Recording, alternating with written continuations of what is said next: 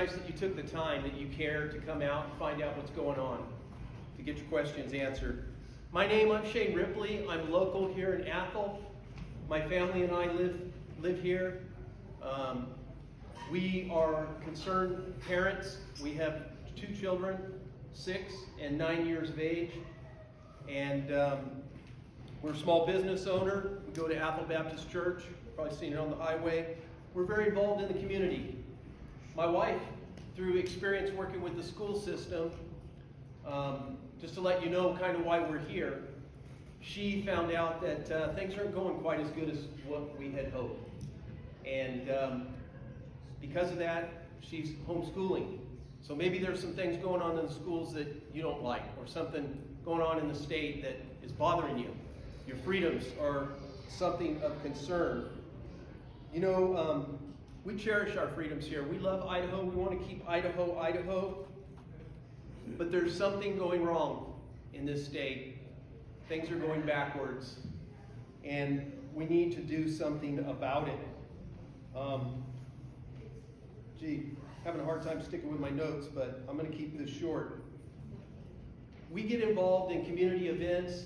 One of the reasons we're worried about these things, and it's why we'll go out in the freezing cold to wave flags for candidates, is because we see what's going on. These politicians are selling us out for federal dollars, and most Idahoans don't even see their state is going purple right under your noses. It's happening, guys. You're going to find out about that more tonight. We've got a couple candidates. They're guilty. They're selling us out to the federal money with strings attached. Okay? Bottom line, we've got to do something about it. They're selling us out, and I'm getting upset about being sold out. I don't know about you. They are trying to get into our schools, our jobs, our families, our medical decisions, our churches, our politics, all of our rights, folks. They're at jeopardy. There's 2 roads, is what I like to say. One of them, the Democrats are taking us straight to hell, right off into socialism. And the other one, most of the Republicans, they're taking the same road, going to the same destination, but they're just going a scenic route.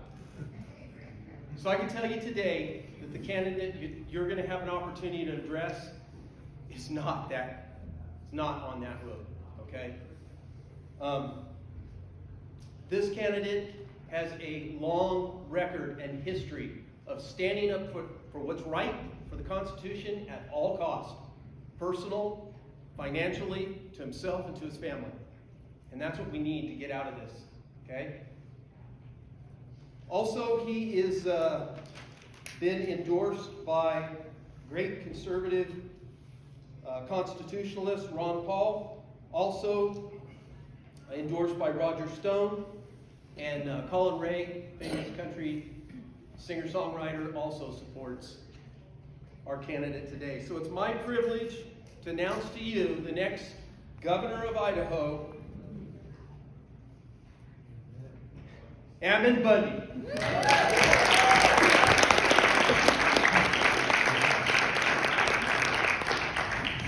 All right, thank you. Perfect. There's a mic so we can pass it around when it's. Can everybody hear me okay? Yeah. I have to admit, it's in the RV. I was trying to get my boot on, and I couldn't get my boot on, so I had to wear these shoes because about a week and a half ago I dropped a loader bucket on my foot, and I think I broke it, but haven't had time to go to the doctor. But we're good, so I might limp around a little bit. I'm just warning you. And I normally don't like to wear such cushy shoes, in public. It's not what a cowboy's supposed to do. Anyway, so just forgive me. Who here, get to know who you are. Who here has heard me speak before? Okay, so I'm assuming, so a little over half have never heard me speak. What about on the internet? Okay, about the same amount, same hands came up. So it's great. So we got a good mix. And I'm sure, okay, let me ask you this. Who's read something about me from the internet that wasn't from me? Well, it's the same amount, same people. That's a good thing. Well, good. So we've got a group of new people, and we've got a group of people that already know a little bit. And I'm here really for one reason. I want to educate you on what's happening with Idaho, and maybe get you to think about things just a little bit different. And I guess if you wanted to add another reason is I want to gain your confidence in your vote. And so that's what I'm here for. So let's get started. I'm going to ask a very simple question, but I always ask this. We've just got one side here, so you have to focus over here. Hopefully you can see it. Can you see it okay over there? Yeah. Okay. All right. But I think we need to lay a foundation of what freedom is. Because I have to admit, until it really affected me and my family, I hadn't thought about it much. I knew what it felt like. I knew it was important. I knew that I was inspired by it. I knew that others had sacrificed for it, but I didn't really understand it. And so I want you to ask the question to yourself, and then also anybody who wants to try to answer this question, what is freedom? So give me your thoughts. What is freedom? We have a mic here. We're going to try to pass it around if we can. Riley, do you want to do that? So, because we're going to have a conversation here. I'm going to show you a bunch of stuff, but I want everybody to feel open to talk, because I think that's what's going to be best. So, what is freedom? What is freedom to you? Right here. Right here, Riley, run it over here so everybody can hear. We're in a big room. By the way, what a beautiful place to meet, right? I mean, on a thing. So I think freedom is doing whatever you want to do without hurting other people. Wow, that's pretty good. Okay, very, very good. What? Anybody else? What is it to you? What is freedom? Don't be shy. Right here. Riley's running. He's gonna be sweating by the time this is over. Your God-given rights. Very good. It is. Freedom is given to us from God. Right here. Riley. I think we take it right from what it says in the Declaration of Independence, that all men are created equal and we have the right to pursue happiness and liberty. Okay. Well, right here, Riley. I just think it's the freedom to make your choices and live your life without any government interception. I think that's good. I wouldn't disagree with any of those. There's one right here. Go ahead. Freedom of speech, freedom to bear arms. Okay. Okay, so we got another one right here. So yeah, I would say that freedom is part of the liberty equation. It is, liberty is the freedom plus responsibility equals liberty. Okay. That's what I've heard. So I'm going to offer you this definition, and I certainly think everything that was said here, I don't disagree with anything that was said here. As a definition, I'm going to try to convince you that this is probably the closest definition we can have to freedom. And that is the ability to do whatever you want, as long as you are not infringing upon another person's rights. Now, as spoken, freedom of worship. So how would we apply that to that definition? Well, I can worship whatever I want, as long as I'm not infringing upon another person's right. We believe that, right? In this country. I can worship a yellow dog if I want. In my last meeting, the guy says, well, you might get fleas. And I was like, well, yeah, I'm not saying it's a good idea. I'm just saying I can, and I should be protected in that, right? I should be able to worship how, when, where, and how I want. That's what, and we should protect the right of our neighbor in that right. Whether we agree with them or not, we might not. We might say that guy, he worships a yellow dog. He's so weird. But if anybody tried to infringe upon that right, we should be willing to stand and say, look, he has a right to worship a yellow dog, even though he has fleas. And because that's just his right. So freedom to own property, private property.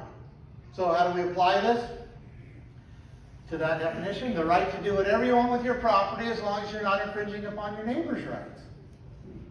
Are we losing that right? We are, right? I mean, we're losing that right to our local government, our neighbors that are in government, right? Everywhere. The right to publish our thoughts. We could call that the freedom of the press. We're certainly losing that right. Right to travel. Right to trade with each other. We should be able to trade with anybody we want as long as we're not infringing upon somebody else's right. And in fact, the government's role in that trade should not be to try to profit off of every transaction. It should be to protect that trade. So when a willing buyer and a willing seller decides, well, I like what you want, and I'm willing to pay what you're asking, then that transaction can go on. And the government's just supposed to protect to make sure that that happens without somebody else trying to come in and profit off of it or stop the process. The government is supposed to help and just protect that. And that's what free trade is. A willing buyer, willing seller. We're supposed to, do we have a right, or freedom is the right to be able to trade with whoever we want. And as long as that trade does not infringe upon another person's right, we should be able to trade. And what does that cause? We have a great example in this country that if you allow free trade to happen, the economic prosperity just goes crazy. It's unbelievable. And in fact, because that's what happened at the beginning stages of this nation, we still today are benefiting from it. We today are benefiting from the wealth that was generated, over 2 centuries ago, or the beginning of 2 centuries ago. In fact, here's a statistic that you might take home with you. In 1905, the United States population was about 5-6% of the world's population. Yet we produced over 50% of the world's goods. Amazing, right? Why? Because the government just protected the right to trade. They didn't get involved in it. They didn't stop it. They didn't restrict it. They didn't have policies on it. They didn't try to profit off of every transaction. And so these are one of our rights. And so this shows you that a loss of freedom that we're having because we have a third party involved that really shouldn't be involved. All right. Freedom to have and raise children. There's been a lot of countries in history that have restricted that. Freedom to choose where you're going to live. Freedom to speak out. What do we call that? Freedom of speech, right? So how do we apply it? Well, we can say whatever we want as long as we don't infringe upon our neighbor's rights. I could say whatever I want. And I should be able to say that as long as I do not infringe upon my neighbor's rights. So, I need to just give you I'm going to go through this pretty quick, a little bit of background about myself, because there has been so much stuff out there that is so far from the truth. I just want to set the narrative correct, and then we'll move on. So I'll get through this pretty quick. And if you have any questions about this, we're going to have a lot of Q&A at the end of what I'm presenting. But I grew up in southern Nevada on a ranch there. It's a desert ranch. These are my parents, Cliven and Carol Bundy. They don't look too scary, right? There's a lot of people that are scared of my dad. He's one of the kindest persons I actually know. He doesn't compromise, though, I'll tell you that. This is a view of the ranch. You can see there's hardly any vegetation. It's a very arid place, but it's a very beautiful place in its own right. Here's a picture of a steer on the hill, and you can see the vegetation there. It takes about 100 acres to produce enough feed for one cow. But it's what my family's done. We moved into that area in 1877, so 146 years ago. and began to basically live where people didn't want to live. The people that came in there prior to us said that the place was uninhabitable. They went back and reported to Brigham Young in Salt Lake and said it's uninhabitable. People can't live there. And my family, we always tease because we said, well, then Brigham Young said, well, find the most stubborn, obstinate, hard-headed people you can find, send them down there and we'll see what they do with it. And that was my family. We've been down there ever since. And my dad is a producer. And he says he likes to produce. He says what he produces for the American people is red meat. He produces the commodity of red meat. And he does it on the desert where no one else wanted to, and where most people can't. And here's a picture of my dad on a horse in the background, and this bull, one of our bulls. He's got some hair on his horn. Probably just got done hooking the horse. They're pretty wild. They have to be, because they roam that desert and they have to find the feed, and we have water all around. We've piped all over the desert so they don't have to walk so far for water. And that's what my family's been doing for 5 generations now. This is a scene I grew up. This is my little brother, but this is something we constantly were doing, branding calves. This is my little sister getting off the bus. She was met with 4 dogs and a baby calf. That calf was actually, the mother was hit on the road when she was almost ready to have the calf, and the mother was dying, and my dad C-sectioned the calf and saved its life. Or did a C-section, pulled the calf out, saved the calf's life, and we had to bottle feed it. So it was real friendly. Even when it became a really big bull, it was always really, really friendly. So, when I was about 15 years old, my dad basically came, and it was out of love, but he basically said the ranch wasn't big enough for the both of us. And I had a whole bunch of brothers and sisters, and the ranch just wasn't going to produce enough living for all of his children. And he needed to let me know that. He needed to let my brothers and sisters know that we're going to have to go out and make a living. And it can't be on the ranch necessarily, because it only makes enough living for about 2 families. And it takes so much area, and it's very difficult to ranch. And it's hot, and it's kind of a wild country, but it also, in me, helped me to live free and to understand what freedom was. And I still long to go back to the ranch. I still love it. My children, when we go back there, they just love it. You never see them. They're just everywhere. They're on the river, or they're in the ditch, or they're on the mountain. And so that's how I grew up. And then when I was 19 years old, I went and served a mission teaching people about Jesus Christ in Minnesota. And I was grateful for that time. I am thankful for the ability to be able to set aside 2 years and to be able to talk about Jesus Christ, to be able to do my best to bring people as close as I could help them to come and know who the Lord Jesus Christ was. And it was sacred time for me, because I was able to just focus on the scriptures and focus on what I was doing. And it also gave me a lot of refinement. It was, a lot different from the ranch. I was talking to people every day and writing and doing a ton of reading, and it was very, very good for me. And I consider those 2 years sacred years for me. And then when I got home and I had to face the reality of life again, I went to school at Southern Utah University, and I started a little business that put me through school, where I started servicing commercial trucks. And it kind of took over my schooling, and I decided that I was going to go into business.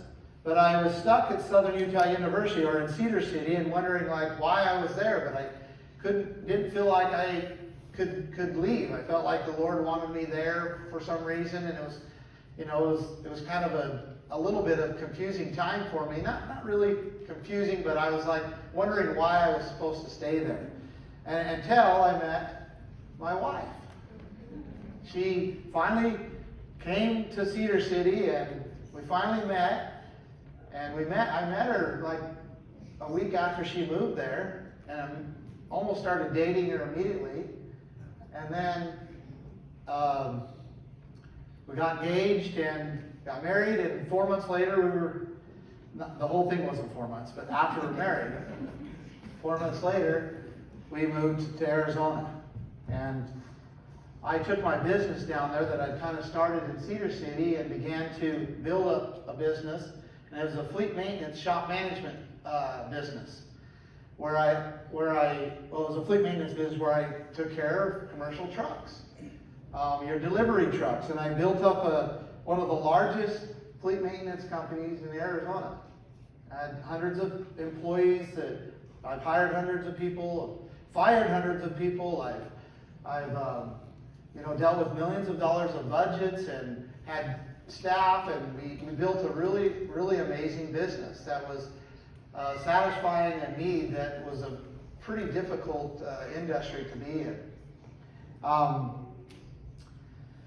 An article here that someone wrote, Voyage Phoenix. And then, when I was in business for, over a decade and a half, the entire time I've been needing like a software that was actually going to help me with my business. And I kept looking for it from there, almost from the beginning of when I started, and there just wasn't anything out there. So I was using employee software, payroll software, tracking software for the fleets. I was using, basically scheduling software, and I had my work orders and stuff that was issued out of the software, but we had to do it on paper. And a whole team to be able to just process all that paperwork that was going on every day. And I finally had the resources and the time to be able to try to solve that problem. And I've always said that if you can't get a job in the United States of America, you create one, right? Well, that's what I decided to do with this software, to try to create my own. So I put a team together, and we built this really awesome software that did all the things we needed to. And I was using my customers, because they knew what was going on. I had a great relationship with my customers, my employees, my vendors. They all knew what was going on. And so I would use them as guinea pigs. And I would say, hey, try this. They'd come back and they're like, that doesn't work, or they would come back and say, I really like that. And that's how we built this thing, and it took us almost 4 years. And then we ended up with a really, really amazing software. And I began to sell that to other shops that were doing close to the same thing I was doing. And this now has become an industry standard. And my fleet maintenance shop management software is one of the leading softwares in North America. So, enough about that. I just want you, again, I want you to understand what I've done. Just so you have a little bit more confidence in maybe my ability to be a governor. Now let's talk a little bit about Idaho. So maybe I can answer a few questions. Anybody that maybe you don't have any questions about what I just talked about, maybe you do. But this is probably a good time before we move on. I'm going to go into talking about Idaho. Anybody have any thoughts or questions about that? I mean, you might have heard all kinds of things in the media. But so now's your chance. Anybody? I have a question. Okay. Why do you want to become governor of Idaho? So he asked the question, why do I want to become the governor of Idaho? Why did you pick Idaho specifically? Well, so that's two questions. So which one do you want me to answer first? So let me answer the first one. Why do I want to become governor of Idaho? And the answer is I don't. I don't want to be the governor. I didn't want to go and run for office. I've actually never desired that. But what I do see is an absolute need. And I believe where what much is given, much is expected. And after the things that have happened to my family, and the things that I have seen and experienced, I see an absolute need for it. And I see an opportunity in Idaho. Now, kind of to your second question, and I really wasn't going to go into the things that happened to my family. I could, but you know, it takes a little while, and I thought maybe we would just focus on what's happening in Idaho. But just to sum it up into a sentence, some terrible things happened to my family from the federal government. Tried to take my father's ranch after 140 years and say it was theirs. They tried to say that all those rights that we had established for, you know, a century and a half, that were deeded with the state of Nevada, that were clearly ours. The federal government tried to come in and say that they weren't our rights, that they were privileges. And my dad said no. And the American people responded and protected us. And then they prosecuted us, and we spent 2 years in federal prison. Never once able to have any contact with our wives or children. They rounded up the whole family. They rounded up a whole bunch of other people and put us in prison. Half of that time I spent in solitary confinement in a 10-by-7 concrete box, never having any contact with people other than them pushing a plate of food through a little hole in the door. Those were the conditions I lived under after being so free and after experiencing the blessings of living in this country so fully. And then those were the conditions I found myself in, and with knowing my brothers and my dad and many others were there beside us, are in there as well. And so when I got out, at first I didn't want anything to do with government. I even refused to register to vote. I just didn't want anything to do with government. All I wanted to do was take care of my little family, and I wanted the rest of the world to just leave me alone. But 2020 taught me that they were never going to leave us alone, and taught me that what they did to my family and what we saw and experienced they doing to my family and others, we saw it in the ranching community. They just devastated the ranching community through federal force and overreach and control. So I've seen it my entire life. But what they are doing to my family and other ranchers and land users was exactly what they were started to do in 2020 to everybody. So, you know, we had clear rights, deeded with the state, they were ours, and they wanted to say they were a privilege. Well, we also, all of us have rights, right? Like the right to worship. But what happened in 2020? They wanted to say it was a privilege. That they can tell you whether you can worship or not. That they can tell you whether you can leave your home or not. In Idaho. That they can tell you whether you can travel or not. Whether you can trade if you're in business. Whether you can open your doors of business or not. They were taking our rights given to us from God and trying to say that they were a privilege. And I saw that, because I had experienced it so fully, I saw that what was happening and realized that I had a responsibility. I couldn't just say, leave me alone. I had to do something about it. Where much is given, much is expected. I had the ability to reach, you know, hundreds of thousands and millions of people actually. And I needed to do something about what was happening, and that's what activated me. Now, how I ended up in Idaho was, I've been here for 7 years. Shortly after everything that happened at the Bundy Ranch, I wanted a safe place to be, to raise my family. I was looking for a place that I could be among people that valued freedom and would stand up for it. And I felt Idaho was the best place to go. I felt directed there. My wife felt directed there. And so we moved to Idaho.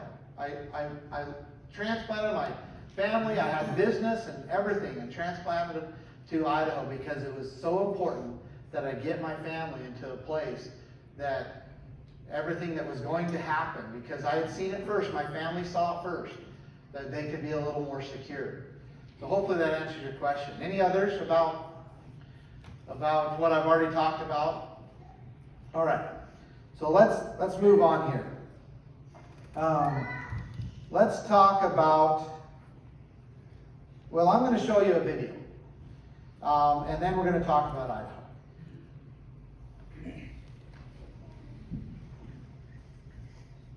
Well, maybe I'm going to show you a video.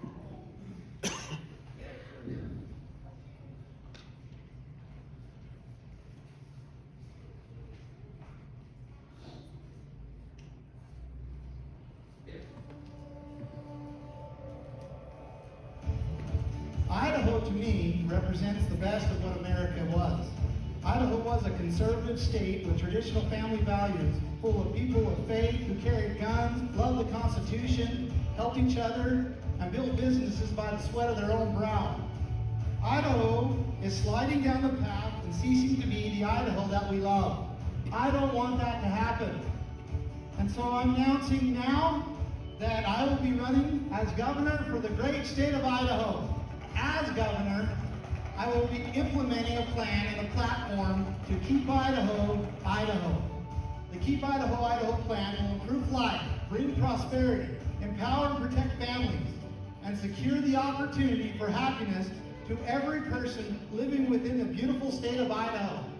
I know how to win. My record and history demonstrates that I'm willing to fight to the very end. Now it's your choice. May God bless the people of Idaho. May we live up to these blessings. May we keep Idaho a bastion of freedom and prosperity for years to come. May we be an example to the world of how to be free, of how to act, how to treat each other. And together, all of us together, may we keep Idaho, Idaho.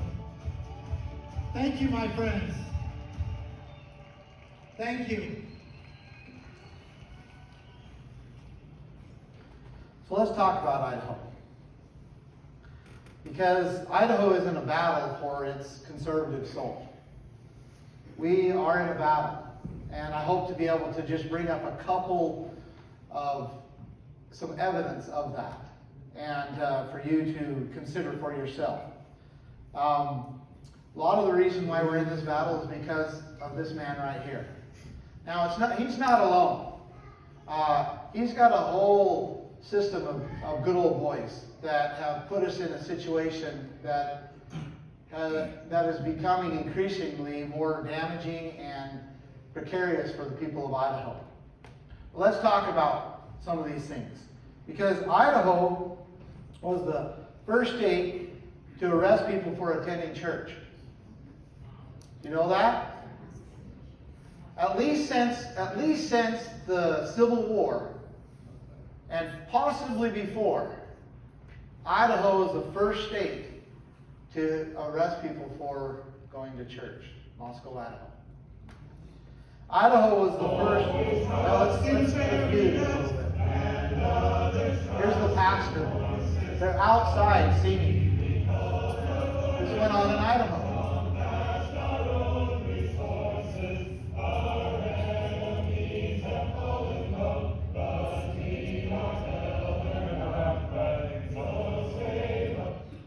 Idaho was also the first state to arrest a mother for going to the park with her children. You remember that? In Meridian, Idaho. Idaho was one of the first states to raid businesses for not shutting down. And why were police officers acting in this way in Idaho? What was their? I can't put my mind around exactly why, but I mean I could kind of point to their justification. But this individual right here actually works for Idaho State Police. He's undercover. And he's been undercover going into this establishment here, and now he's ordered by his superiors to come and to serve these people with a citation or whatever for remaining open when the governor says no, you can't be open. And listen to what he says. He tells you why he's doing what he's doing. Real quick, this is from the state. Would you say that again, sir? Handing that letter back. Now, I would like to hear him identify himself again. I'm Jay Schweckman with the Idaho State Police. I'm just delivering this letter in response to you guys opening it, in contrast to the stay-at-home order. So did you hear that? He says, he identifies himself. He says, let me get back to it. He says that he lists his name, and he says that he's here serving this order or whatever because you violated the stay-at-home order. And that's why he's here. It goes on, actually, it talks about basically how they're both veterans. They sympathize with the business owners, but they're just obeying orders. Now, a few days later, Idaho State Police came in and raided the business, took properties, and began prosecuting the owners. And this is in Idaho. Again, why are they doing this?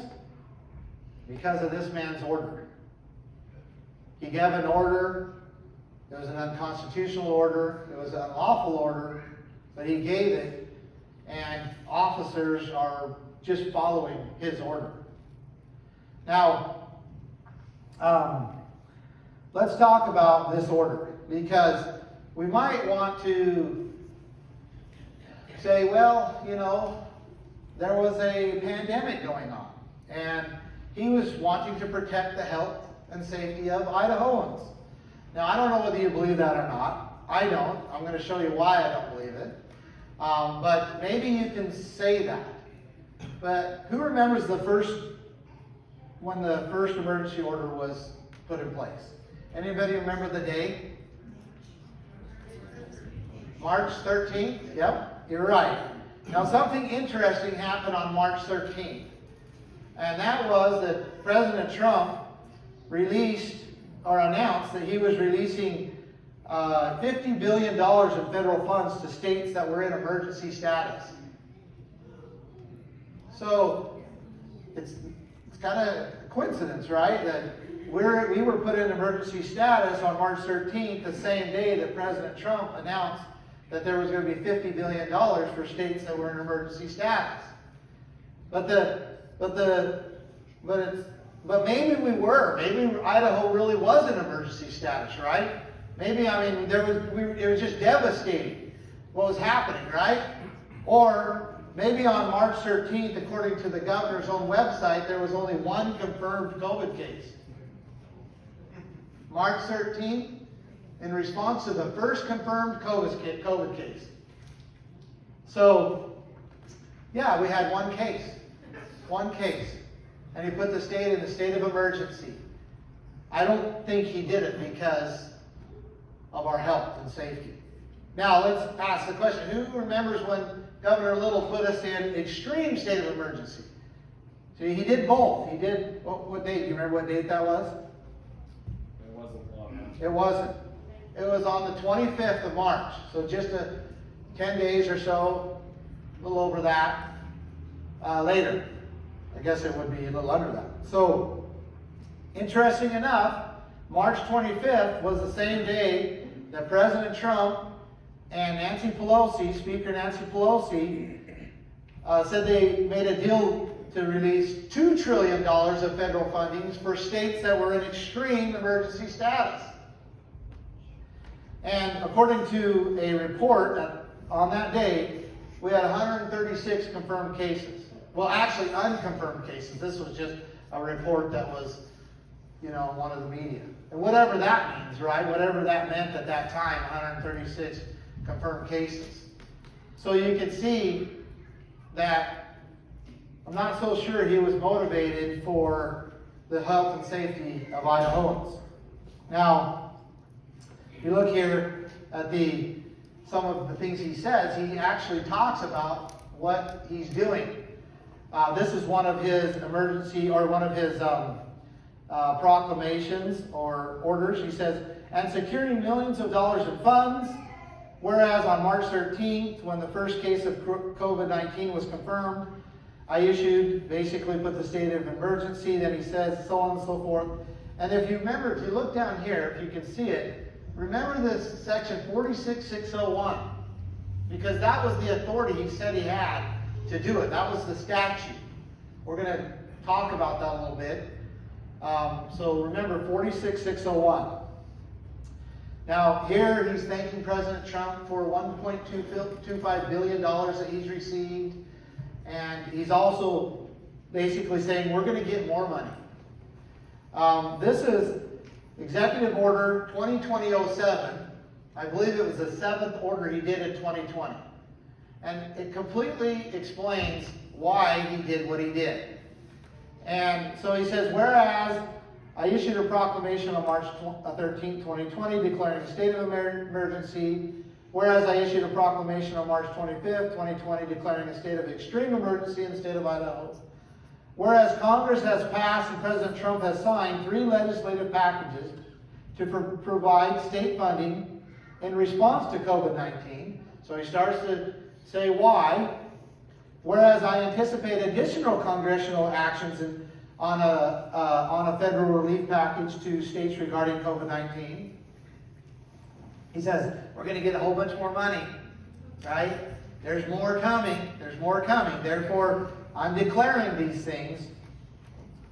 Then he says, well, I've done this. Now, therefore, I, Brad Little, governor of the state of Idaho, do hereby order the creation of a COVID-19 Financial Advisory Committee comprising of members appointed by and serving at the pleasure of the governor.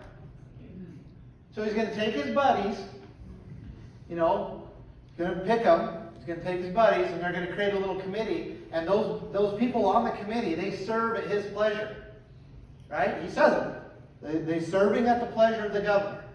So they're there serving, and then together, quote unquote, they're serving him, right?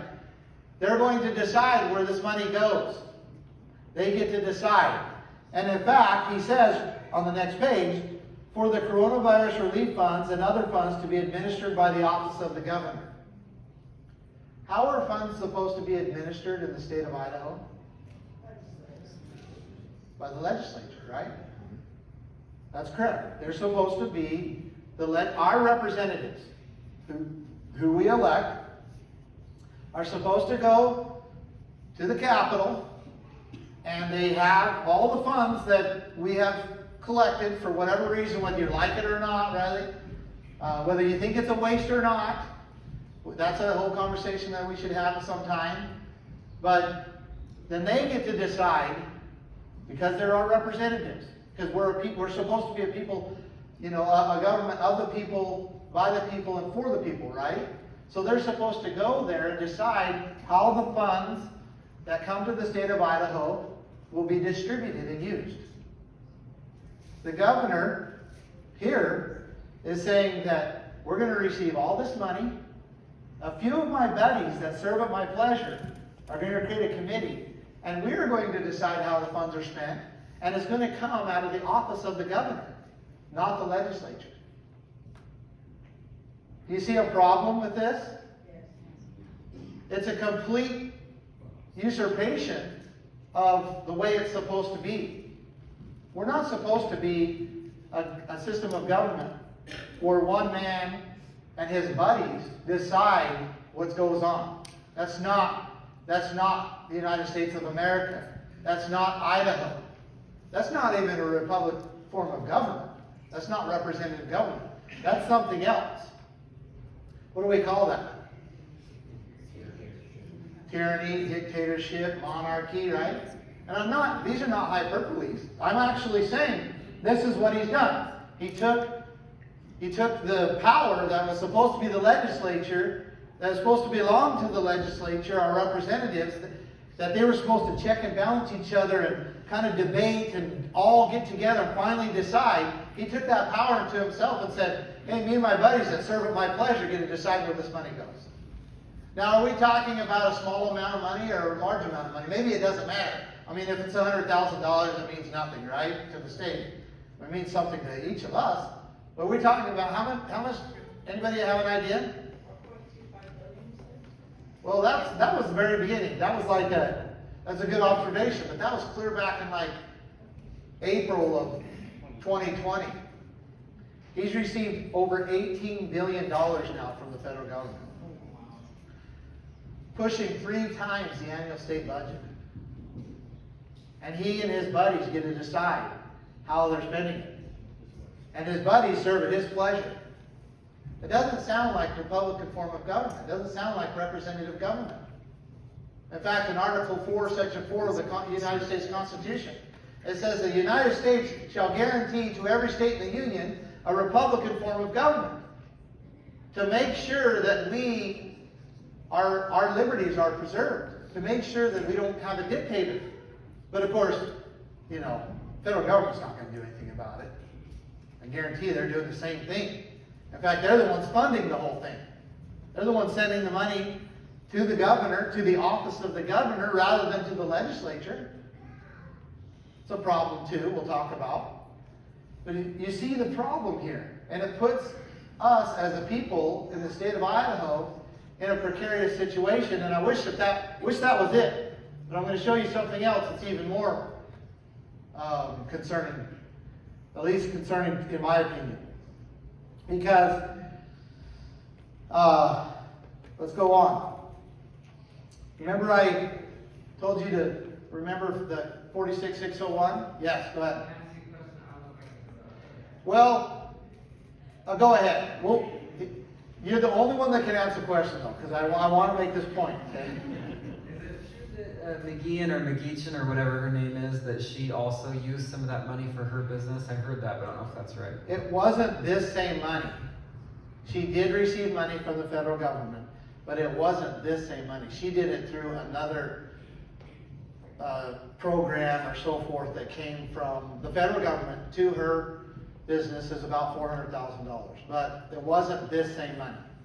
That'd be quite a collusion there, right? But it wasn't the same money. So now, remember I showed you he declared the authority that he was using, and it was 46601. So if we look, chapter 46:6, actually the title is interesting, Militia and Military Affairs, Martial Law, and Active Duty. So did he enact martial law upon us? You bet he did. You bet that was the authority he referenced. 46601. Now let's look down here, section 2. During a period of state of extreme emergency, which he put us in, right? The governor shall have complete authority over all agencies of the state government, including all separate boards and commissions, and the right to exercise all policing power vested in the state. What did he do? He took all the powers, complete authority over all agencies of the state government, including the policing power, all come under his control. So now what do we have? We have him where he's taken the money, $18 billion, 3 times the annual state budget, nearly, and now he's also taken all the power. Not only all the powers of the agencies of the state government, including separate boards and commissions, all policing power vested in the state. See, do you have a problem with that? Yes. I do. I have a problem with that. That's not, I wasn't born in that situation. I mean, I'm not going to live in that way. I don't believe in dictatorship. I graduated from public school, but I still learned that dictators were a bad thing. That they were something that happened in other countries. That to put the power under the body of one man or a very small group of people was a very bad thing. That power was best to be distributed among all the people. That the people were the ones in charge. That they were the sovereign. That's what I was raised to believe and understood. That's what I thought we were fighting for. That's what I thought our troops and everybody was fighting for. To make sure that what happened in other countries didn't happen here. But yet in Idaho, under our own governor's control, he took the powers of the legislature to himself, and then he basically Well, he did. He took all the rest of the powers of government unto himself as well. And like I said, I have a real problem with that. So what did he do with it? Well, we just saw some of the effects he did with it. He issued this. One of the things he did, he issued this order. And he said, look, read that first line, or the first highlight line. This order directs all individuals, that's you and I, living in the state of Idaho, to self-isolate at their place of residence, except that they may leave to provide, basically, unless I give you permission. That's not freedom. That's not liberty. Then he goes on and says, I'm directing all businesses, government agencies to cease non-essential operations. Well, what does that mean? If you have a business and you're making a living for your family, and you have employees making livings for their family, how could that possibly not be non-essential? I know that paying my bills and being able to provide for my family is essential. So, I mean, who gets to decide who's essential or not? I guess the governor, because he took all the powers of the Idaho government. I guess he gets to decide. Him and his, well, maybe just him. Maybe he'll include his buddies that serve at his pleasure. Maybe. Prohibiting all non-essential gatherings of any number of individuals. Well, that's why they're arresting people for going to church. I thought the First Amendment protected that. I thought the Idaho government, I don't have my Idaho Constitution. Dang it. I wanted to read you something. Oh, well, that's the U.S. That's the U.S. I got that one, but I need to, anyway, I'm going to give you an assignment. Go read Article 4 of the Constitution, then read also the very last section, or Section 4. Then read the very last, you got it? Oh, perfect. Perfect, you're awesome. I normally have it in my back pocket. I don't know, maybe the loss of my boots threw me off. Let's read this. It's amazing. Boy, that's really small print.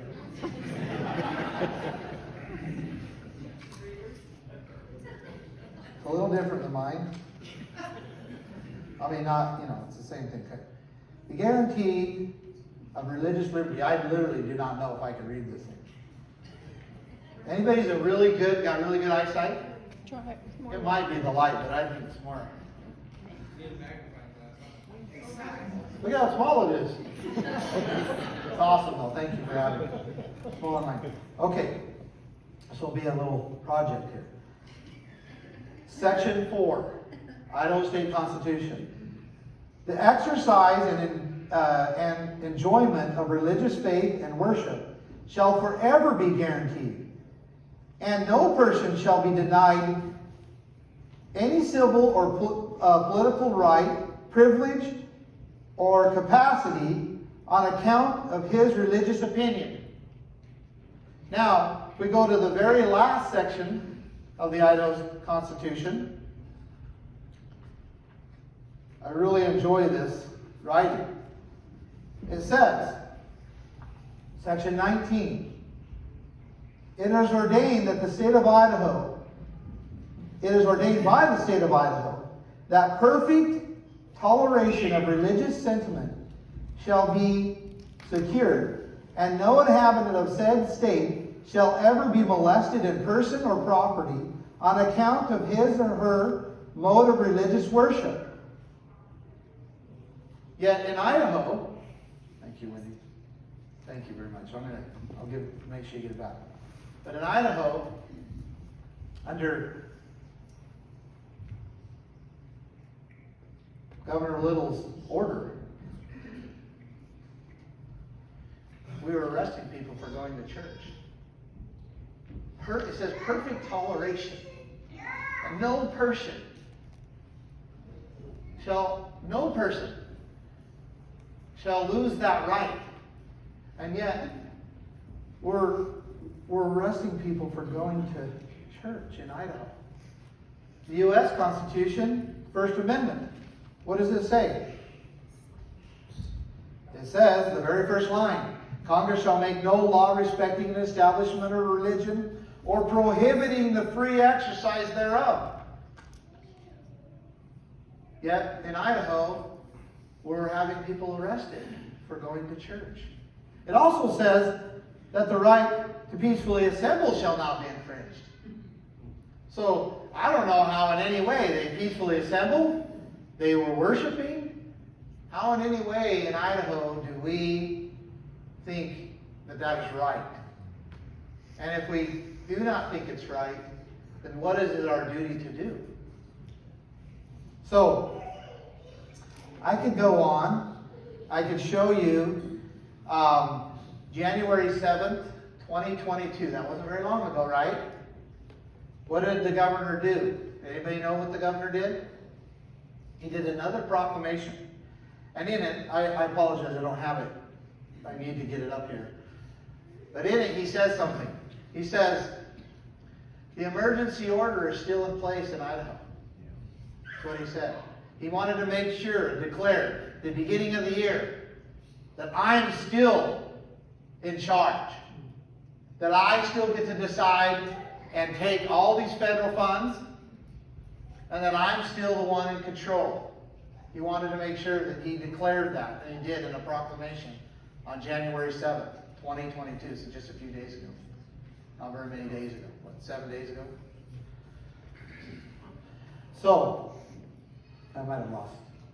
What day is today? I forgot. 14? What's that? Oh, 7 days ago. Yeah, 7 days ago. So I wasn't wrong. You were close. You did fine. I've been traveling all over Idaho. I don't know how you're... I've been in that RV just going like crazy. I bought that RV, it had 16,000 miles on it. We just turned 30,000. So I've been trying to share the message, you know.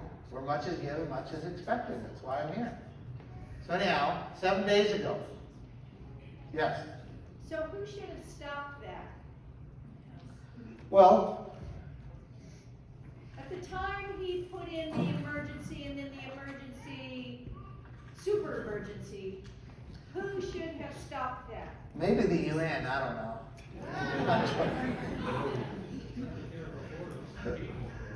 Yeah. Not the UN, right? No. Yeah. That was a joke. So you're asking, right? Who should have stopped it? Yeah, who? Okay, so I went to the extreme, right? I went to the one extreme. Certainly it's not the UN. The United States government would have some authority to stop it. Because in Article 4, Section 4, like I said, it says, the United States shall guarantee to every state in the Union a Republican form of government. Well, this is not a Republican form of government. This is a dictatorship. So they had some authority, but they're not doing their job. We see that, right? It's a problem. Yeah. We should have stopped it by educating ourselves on who to vote for. I tell you, I'm astounded at the number of people who tell me, oh, I'm an informed voter. They don't even know who the lineup is. The mule skinner should have never been elected. Sorry, go Coeur. No. Well, yeah. So that you make a really, really strong point. The people of Idaho, the Republicans of Idaho, put this man in office, not knowing who he was. They put his buddies in office. They've been controlling the Idaho government for 5 decades now, and with no checks and balances. And when you have that, there always is corruption, tremendous corruption. So now we have another choice. We have other options. We need to be aware. So yeah, I think there's some responsibility there. Let me point out. So there's these officers right here, right? Where do you think they took these people that they arrested? They took them to jail. They took them to the county sheriff, to the county jail. Now, I've had a conversation with that sheriff, and I think would never allow it to happen again. But he did allow it to happen once. What should have that sheriff done? Now, maybe he should have arrested these people. They took an oath. And I'm not saying that's what. He should have at least taken them, took their handcuffs off, and gave them a hug and said, we're sorry, and sent them home. But he didn't. He put them in jail. And these people still today, I wouldn't doubt if they're still fighting these charges. in Idaho. Yeah. Now, how do we get these people to follow the law when our own law enforcement isn't? That's a good question, but I'm gonna kind of answer that question, but hopefully through the statement I'm gonna make here, or at least give it a shot. Every officer in Idaho takes an oath, takes 2 oaths. What do they take an oath to? What Constitution? And? I don't know. We just showed very clearly, right? How there's no way, I don't see in any way you can interpret that doing this is okay under taking an oath to the Constitution, Idaho and U.S. Constitution. So we have a whole bunch of oath breakers here. They have think that obeying an order from this man supersedes this. And so the question remains, whose job is it to enforce it? Well, if the United States government will not, if the state will not, or is participating, if the county will not, then who does it fall to? It falls to the people. Unless we want liberty, can liberty be lost? Yes. Liberty can be lost, right? And we've set up all of these wonderful checks and protections, these boundaries, these walls. The United States government is supposed to protect the people's rights against the rest of the world. They're also to be a check and balance if the states got out of control and started infringing upon the people's rights. That's what was by design. The states were supposed to protect the people from the federal government, or check and balance the counties or the other municipalities if they got out of sorts and began to infringe upon the people's rights. The county, in particular the county sheriff, is supposed to protect the people's rights against anybody who comes. Whether it's the people, a city, or the state, or the federal government, or even the world. But those checks and balances are being broken down. They're almost broken down to the point where we have people being arrested for going to church. And they're actually, the police officer, local community police officers are arresting them and putting them in our own jails that are supposed to protect us from criminals that do this. And that's the reality of where we're at. So I could go on and I could share with you a whole bunch of things. I would recommend that you go to Virtual Town Hall. Well, you got to go to my website and you go to events and it says Virtual Town Hall. And I did a Virtual Town Hall a few days ago on Tuesday, and I went through this stuff at a lot more detail on a whole bunch of other things that Governor Little has done. And I'm going to be doing another one at the next month. And so get yourself informed. Go to that, votebundy.com, go to events, Virtual Town Hall, click last Tuesday's Town Hall and watch it. And you'll see, and I don't say, just like here today, I am not giving you my opinion. I mean, there's a little bit in it, but I'm showing you evidence of what happened. And so we need to wake up. We need to realize that we are in a situation right now in Idaho that is going to go one way or the other. I mean, we either have to turn this big bus around, or we're going to end up very much like in Oregon, Washington, California, Colorado, Nevada, New Mexico.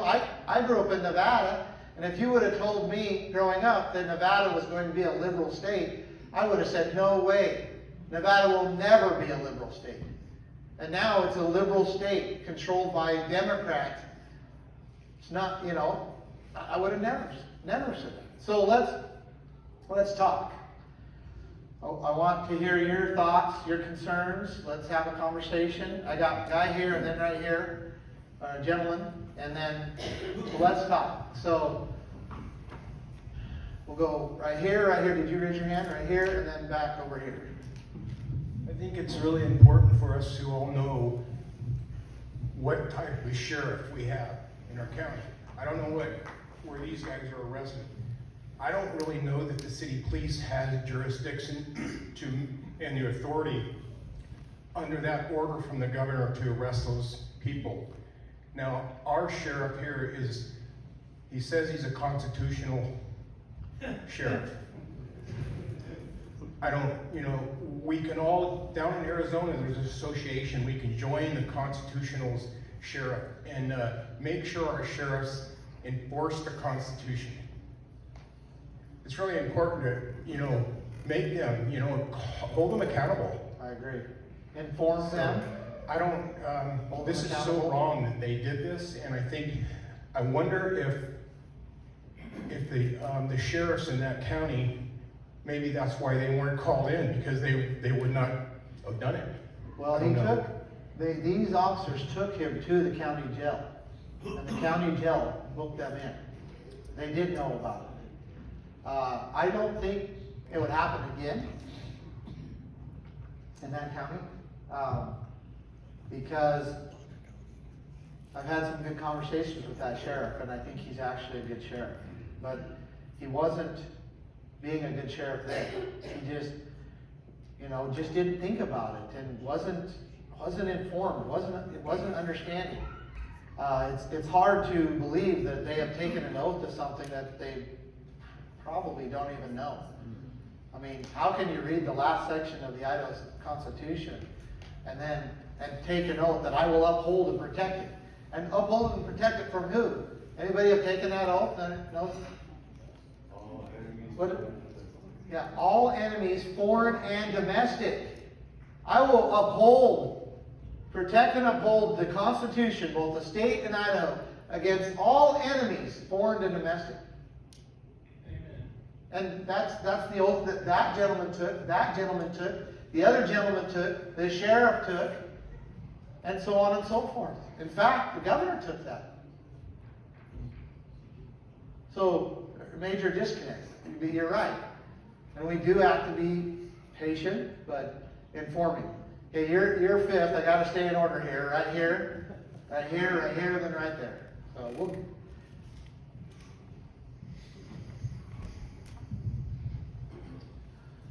So with Brad Little's January 7th declaration that this is still in place, what do you anticipate this means for the upcoming election?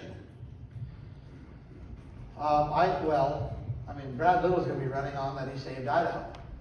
He saved Idaho. He has to run on that. And unfortunately, I'm going to show you something here. Unfortunately, I don't know how I present it to you. I'll show you, but a lot of Idahoans still believe that Brad Little, did save them or they're uninformed. Now, because we did a survey, I'll show you. We did the survey in August 2021. We asked the question, would you agree or disagree that a state governor has the authority to shut down churches? 40%, agreed that the governor has authority to shut down churches. We asked another question, would you agree or disagree that a state governor has a duty to protect the people's rights to worship, travel, and trade with each other? 74% said that they agreed. A little better, but they agreed that the governor has the authority to, protect the right to worship, travel, or trade. But what did Governor Little do? He infringed upon the right to worship, travel, and trade, right? So then this question was asked. There was 5 questions was asked, and I'm just going to show you this one. So then the question was asked, well, out of the leading candidates, who do you believe would be most willing to protect the right to worship, travel, and trade? And this was a statewide survey. It was done by an independent company, and these are the results. 40% believed that Brad Little would be the most willing to stand for your right to worship, travel, and trade. So there's a major disconnect, right? There's U.S. representative in District 2 out east, who's been in Congress for a long time, U.S. Congress, and he's proposing the removal of the dams in the Snake River. And so there was a survey done that asking if you support the removal of dams in that district. And almost, I won't exaggerate, almost 90%, so like 87%, disagreed with the removal of the dams. Then in the same survey, they were asked if they would vote for this representative, and 73% said they would vote for it. So major disconnect. Like, so one of you said, I can't remember, said, you know, we need to be responsible till we go vote for it. But we need to understand who they are. So there's several other surveys, but okay, right here and then right here.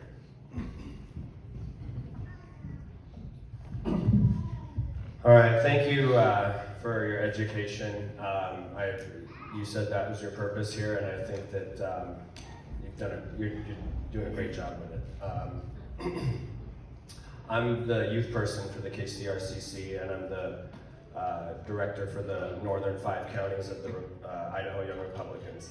And the goal here, like you said, is to take down the tyranny, and it's very clear who the tyrannical person is here. It's Brad Little, right? Brad Little and his cronies, and his right? establishment buddies, yeah. Right. So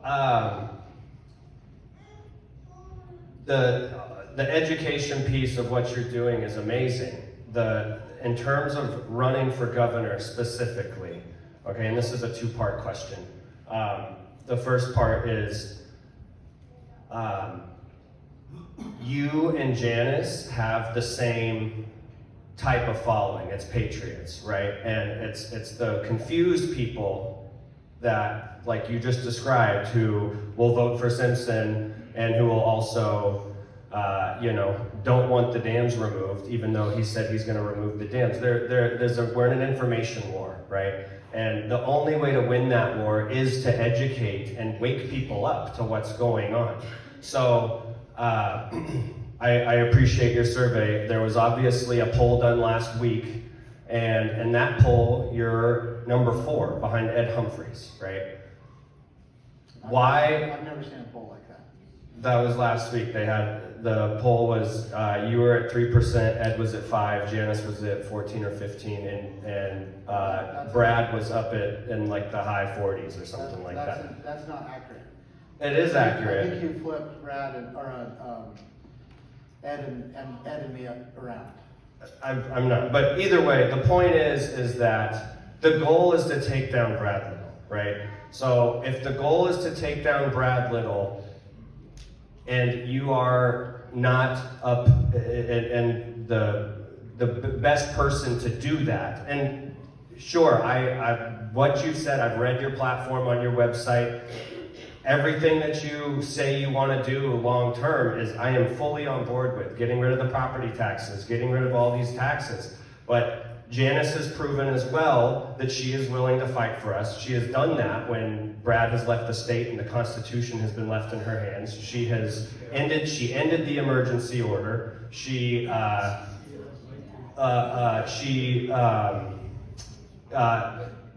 protected us with the no-vax mandates a couple months ago, and he revoked that illegally when he was out of state.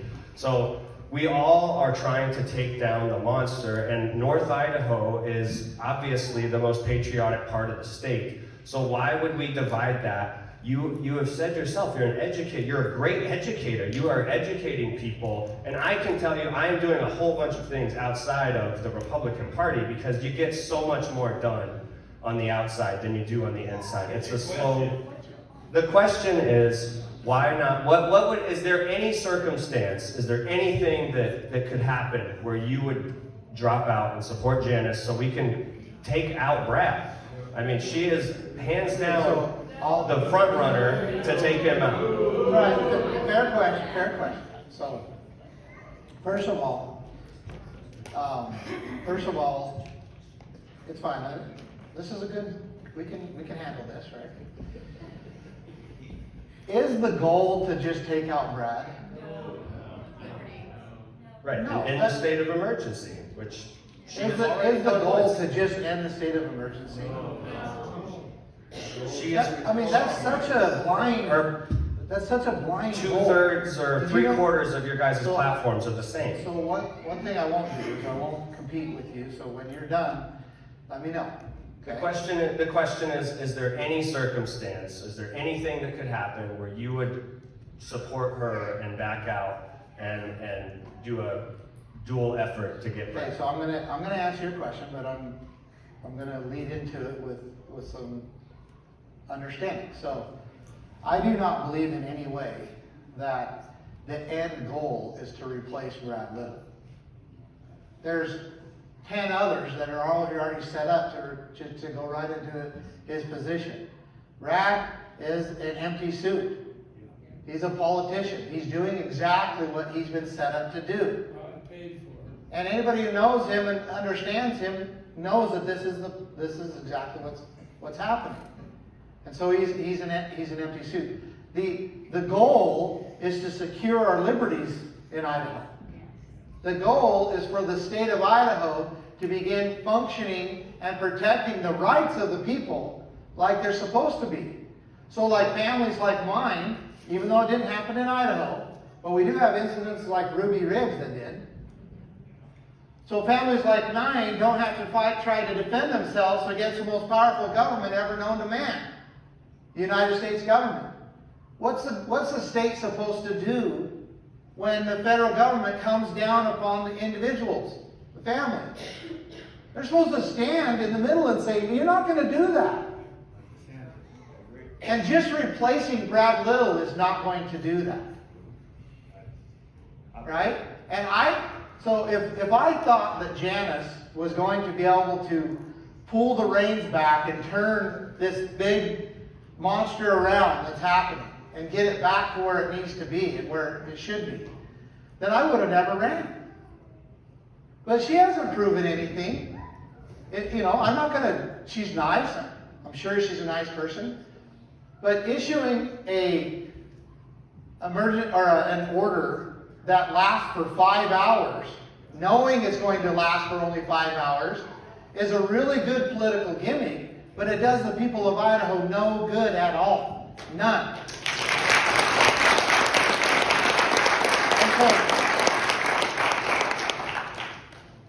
And I am not going to play political gimmicks. I'm not going to just be a politician. Janice has been in for 12 years. 14? So 14 years. And she's probably a nice person. But the things that are happening, and I could go into it, the things that are happening right now in Idaho are the same things that Oregon did 10, 15 years ago, 20 years ago. Depending on what you're talking about. Washington did the same thing. Nevada did the same thing. Colorado just turned. They did the exact same thing.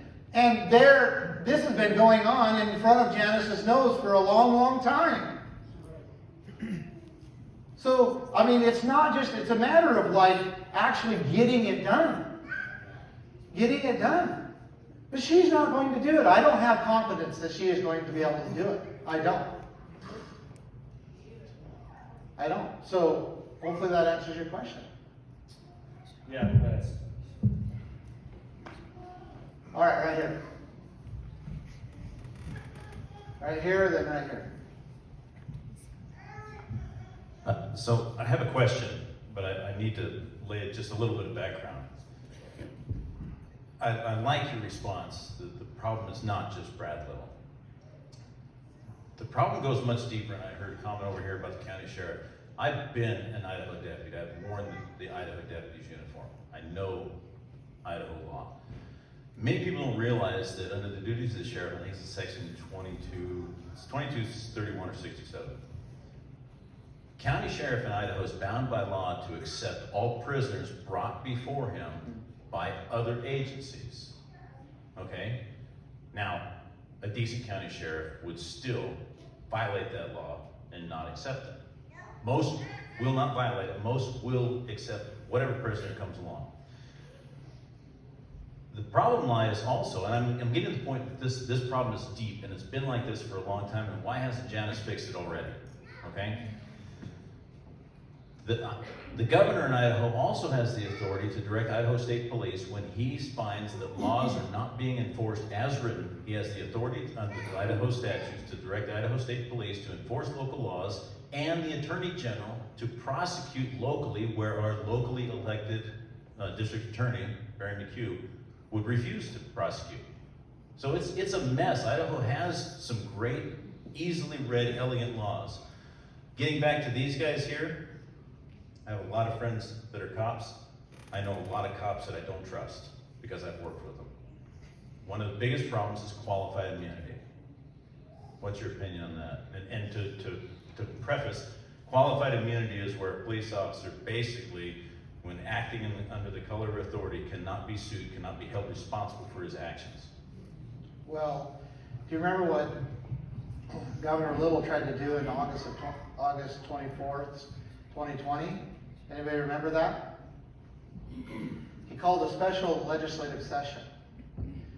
And does anybody understand what he tried to do during that special legislative session?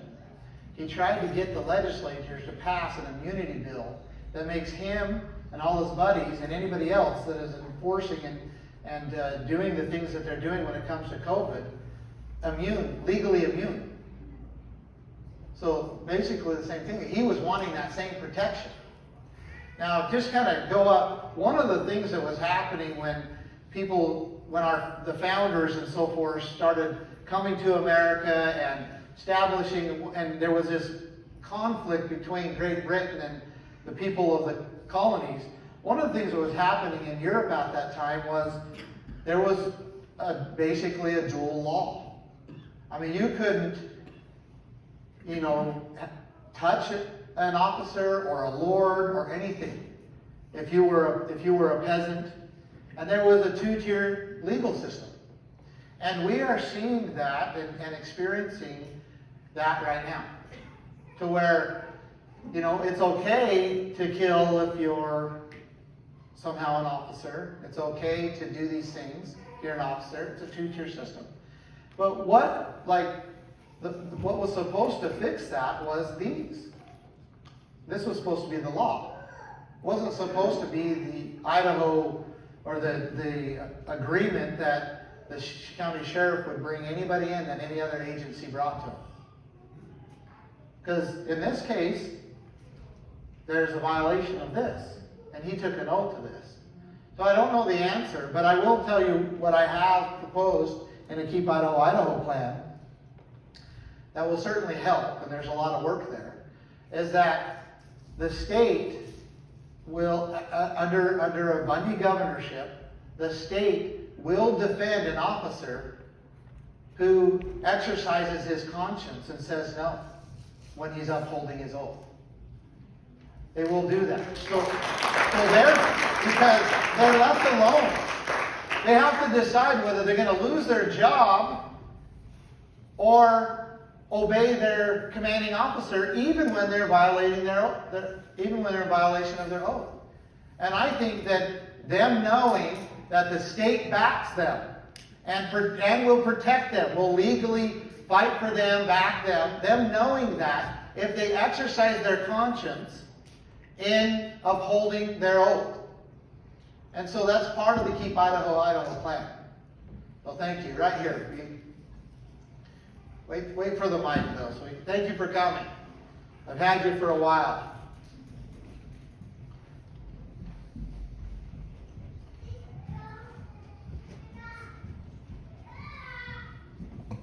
I just want to thank you for being here and standing up and doing what you're doing.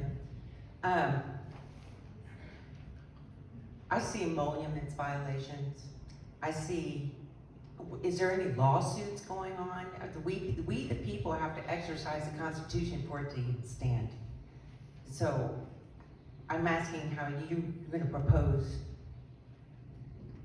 to energize us. I know it's going to take more than just education. Yeah, it is, and that's why it goes beyond just education. Is there any I'm running for lawsuits governor. against this governor yet? I'm new to the state.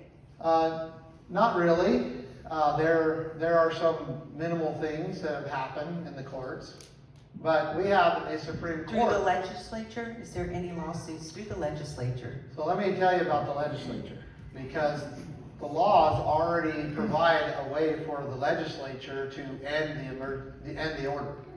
emergency orders. And that law, basically the law says that, I'm going to paraphrase for time, but the law basically says that the governor can exercise emergency powers for 30 days. And if it's something that it's extreme, so extreme emergency, it can go to 60 days. But he can only have that power for 60 days, and he's supposed to use it to protect the people of Idaho, to protect their rights, their life, liberty, and property, right? However, if he doesn't release that power or end that power after 60 days, the law says that the legislature shall convene on the 90th day. And they're supposed to pass a joint resolution and end the order. So that's the way that it's supposed to work, so that if the governor takes on this power, he only has it for a very short period of time, and if he won't release it, then the legislature, it says, shall convene. That way they can go, take back the power, and restore it back to a republic form of government, right? So we called on them to do this. It was June 23rd, was the 90th day of the extreme emergency order. And about 17 of them showed up. It wasn't enough to make a quorum, so they couldn't pass anything. So then we kept pushing and pushing, and the legislature came back. We sent certified letters to every one of them. A bunch of them wouldn't even take the certified letters. And then we hear back from a bunch of them. They say, well, don't worry, we're going to take care of it in the 2021 legislative session. That's a year ago now. So we get into the 2021 legislative session, and the legislature the House starts to do this. They propose a joint resolution, and it looks like they're going to pass it in the House. Then it would go to the Senate to end the order. I'm thinking, great. Then all of a sudden it just stopped. Well, I found out what happened. The governor got all the House together, maybe the Senate, I don't know that, at least the House, and he says, look, if you end the order, then Idaho won't get any more federal funding.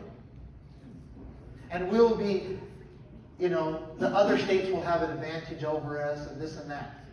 And so they just stopped. They stopped. It just ended right there. And so our own legislature sold us out. So, anyway, that got some hands raised. So right here, then we got a bunch over here. We'll go here. So right in the middle. Thank you, Diana. So the money that all of the governor and his cronies have been managing, what's the transparency level on that? I don't have any idea. Almost none. I mean, you have to file a, it's not Freedom of Information, that's a federal. What's the state? Wendy, what's the state? Where did she go? Public records request. Thank you. You have to file a public record request specifically asking for something in order to get that information back, just to see where he spent it. So, all right, then right here. Yeah, go ahead. So my question is, you had said earlier, if I'm remembering correctly, that you would have done things differently than Janice. And it's kind of hard, I think, because she's lieutenant governor right now. So if you were lieutenant governor at this time, what would you have done differently? Okay, so the lieutenant governor doesn't have a lot of power in the government. She is the head of the Senate. What I would have done, I would have wielded that name and that position. I would have united the legislature to get them to end the order. I would have rallied the people, right? I would have used that position as the lieutenant governor, because by name, she's got a lot of political power. She doesn't have a lot of power in the government, but by name and position, she's got a ton of ability to rally the people. And I would have done it at the beginning of 2020. And in fact, many of you know, I did do that. I just didn't have a position or a name. I did the best I could to rally as many people as I could. And I, like it or not, I was arrested 6 times. Spent 65 hours in Ada County Jail, just peacefully standing up for what was happening. But I had people listening, but I had no position in government. They wouldn't have arrested her. They arrest people like me because we don't have any power in government. And we're sitting there going, look, you can't be okay with this. We cannot be okay with this. And people didn't understand. Then they arrest us because they're trying to do whatever they're going to do. But that's what she should have done. That's what I believe. That's what I would have done if I was a lieutenant governor. So right back here. And then we're going to come up here. So I know we had 3 of you right here. Go ahead. Why won't Janice, I don't understand why Janice won't debate Ed Humphreys or debate you or debate anybody. If everybody loves Janice so much, why won't she debate? Just do it. Well, we were hoping that, we could have a debate. We could talk about our platforms. We could, answer some questions, talk about our positions, and then that would further inform the people of Idaho to be able to make a decision. But she won't. She won't debate. Ed and I are more than happy to debate, discuss. And if I come away and the people were like, well, I don't like what Ammon said, then so be it. But I think it ought to be the people's choice. And I think having debates that someone is hosting it and mitigating that debate that's equal or fair, are non-biased, I guess, is important, and then the people of Idaho can decide. And she won't do that, and I don't really know why. I don't really know. It's okay, there's 3 people right here that raise their hand. Why don't we just go, there we go. So you might raise your hand first, but you're going to get the mic last, so we'll just go in order here. So. Could you emphasize the date in May that we vote? Is that May 17th? So the Republican primary is May 17th. Okay. Yes. Yeah, so now's the time that we all get out of our comfort zone and really spread the word. We need to get the conservative vote out.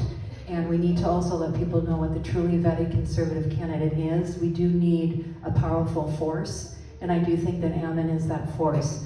To the young gentleman up front, nice gentleman up front who I think you said you're the chair committee of Young Republicans. It's not a foregone conclusion that Janice is the best choice, and it's just as easy for Janice to actually drop out and not to split the vote.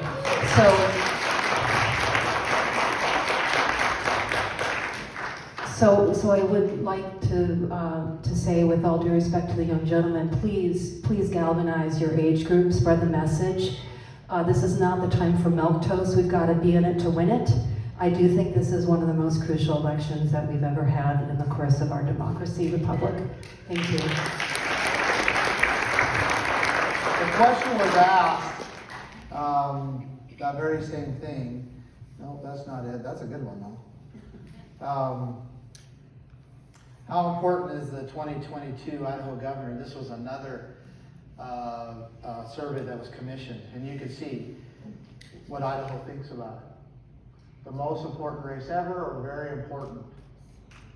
So, you're right. All right, right here. Right. You're just going whoever's close, right? So you're out of order. This is kind of in response to that other gentleman's comment about the police situation. I think what you briefly mentioned, that the sheriff maybe should have arrested the police that brought him in, I would agree with that. And I think that what happens is a lot of times people will talk about government being complicated, and oftentimes there's conflicting laws in government, like you were saying about how they have a law where they're supposed to accept prisoners. But what trumps that law is the Constitution, right? That says you can't arrest people for that in the first place. And then what trumps the Constitution is our God-given rights. And so I feel like a lot of times we get kind of stuck in these webs that have been created by evil people in government. And one thing is federal money coming down. I've heard you talk about this before, where the government will take our money and give it back to us with strings attached, and then counties and whatever get into contracts and things with the federal government. So this is what I think we should do with a caveat, and I'm kind of curious what you think. I know this is not easy to do, but I think this is ideally what we should do, is just say no. The federal government never had the right to take our money. I mean, the Constitution is super simple, right? There's nowhere in the Constitution where it says the federal government can take our money and then give it back to us with strings attached and put us under contract for things that would then have to follow them for, that they didn't have the authority to just make laws for, right? And so I feel like what we should do is just say no. And even if they say, well, or even if the Supreme Court rules that we have to follow something, but we know that it's unconstitutional, it's against our rights, I think that we need to just say no and just get ourselves out of it. And when they say, well, you people before you signed a contract, then we'll just say, well, you never had the authority to make that contract in the first place. That was our money. Exactly. Anyway, just curious what your thought is. I think the biggest hang up to that is the fact that not very many people understand correct government. And so getting more people on board is probably the biggest hurdle to that, but I'm just curious what your thought is on that. So, yeah, very, very good point. Let's you know, we're good at beating up Brad Little right now, so let's just beat him up a little bit more. He deserves it, by the way. So we have where we know he's taken $18 billion from the federal government. Did the federal government just give that to him and say, you know, here you go, Brad, you and your buddies can spend this however you want, you know, good luck? Does the federal government do that? No. It came with very strict strings attached to it. And Governor Little signed what they typically call a MOU, a Memorandum of Understanding, where I understand that I am going to do this in order for this money. Now, one of the things that Governor Little agreed to do was to push what's called the White House profiles, where the White House would send them every week, send them basically what we want you to do when it comes to COVID. And that would be shut down businesses, force masks on children in school. When it came to vaccinations, put forced vaccinations. You know, stop travel. That came from the White House, and Brad Little agreed to it, and he took $18 billion, and then he pushed it all throughout the state, through the health districts, through the schools, through the sheriff's departments, the cities, all of that. And guess how he did it? Pass a little bit of money, or he says, go to the federal government. Some of them, like the health districts, were going also to the federal government. Some of the schools were going to the federal government, and also getting some of that money and signing those MOUs. This is top-down control. It's not Republican representative government. It's not representative government. It's upside down. And that's why when we went to like the Southwest District Health in our area, when they were trying to pass a mask mandate, or at least when they were, to be fair to them, when they were going to vote on it, we're like, we will not comply. You don't even have that authority. And they were caught in the people putting a ton of pressure on them, and the state coming and actually threatening them because they're listening to the people and kind of in that middle. And they never did pass the mask mandate, but they were threatened by the office of the governor. And we have video of that. If you go to that virtual town I did a couple days ago. And so this is a huge problem. This is a problem with our sheriffs and our policing departments. They have actually taken federal money for many different reasons and signed things like use of force policies from the federal government that say that you are to escalate force, not de-escalate force. They're required to train on those things, all for federal money. And it's what our founders said. The founders said if the federal government or the general government was to take money up to Washington, D.C., and then control the people's land and resources as well, that it would put the states and the people in what they called undue obedience. And that's where we're at. We're in a situation of undue obedience. Okay, I got you. You can put your hand down. I'll promise I'll give you some time. You got to wait your turn. So, right here, and then, I know you've waited a long time. It's probably not fair, but okay, go ahead. Okay. And then we'll go behind. So medical tyranny's been going on a while. I used to work at the hospital. I worked in the operating room for several years, and after my last flu shot, I was symptomatic and diagnosed with a pericardial effusion. The next year rolled around, and they said I couldn't come to work until I got a flu shot, and they fired me over it, and I couldn't understand why. But then I did my research, and I realized that they lose their Medicare funding from the federal government. So this has been going on for a while, but now it's just way out of hand. I read somewhere that Governor Little received some campaign funds, several $1,000s from Pfizer. Do you find that to be a conflict of interest? I do. I do. I find that to be a major conflict of interest. I also believe that Governor Little should have used his power and authority to protect from that happening, from the federal government coming into a hospital, whether you want to say it's a private organization or not, from taking money from the federal government, agreeing, again, signing a memorandum of understanding that basically any employee that won't take the flu shot gets fired. Well, because that just shouldn't happen, right? Now, it's a whole different, we can have a whole different discussion if the truly private corporation or private business wants to do that themselves. I don't like that, right? But that's not what we're talking about here. We're talking about the federal government controlling even our corporations in Idaho through the same mechanism of we'll give you $1 million or $2 million or $3 million or $5 million or $50 million, but you will comply.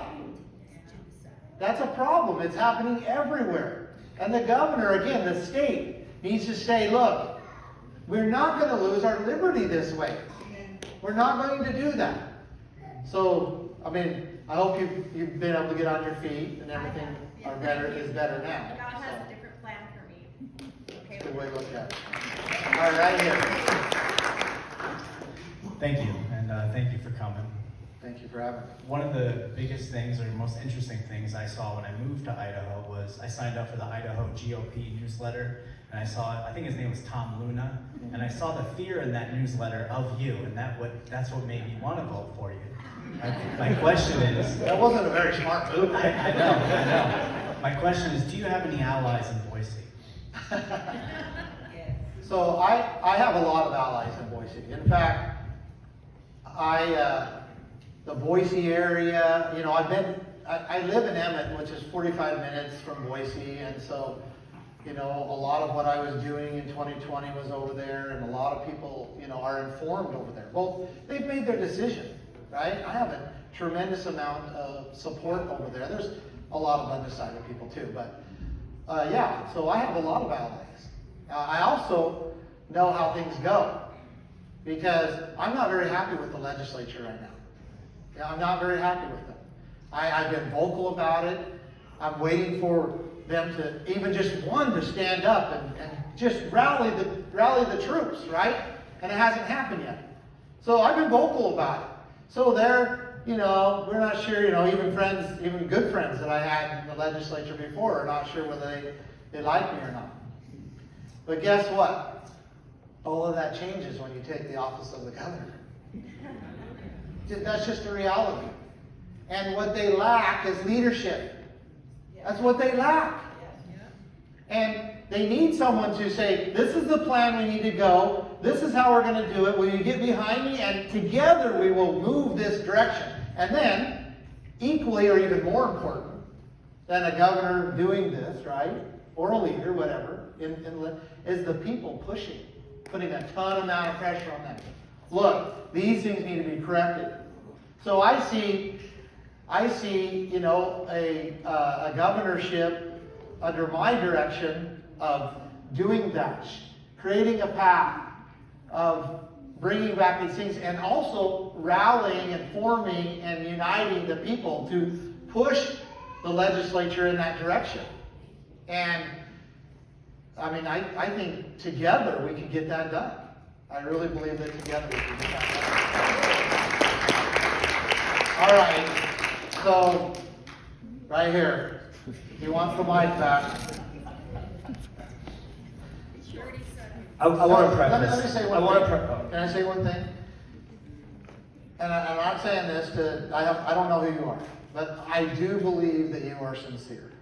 I believe you're sincere. I wanted to preface this next question with saying I believe in everything you're saying tonight. I see things from the inside, and I'm trying to do what I think is going to get us there as quick as possible, like you do, and therefore rally behind one person to win. But anyway,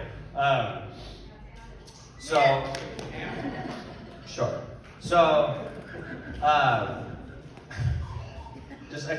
Just a few things you've said. These are your words, so I just need to understand your words, okay? So you said tonight, and I've seen you say it elsewhere, that you don't want to run.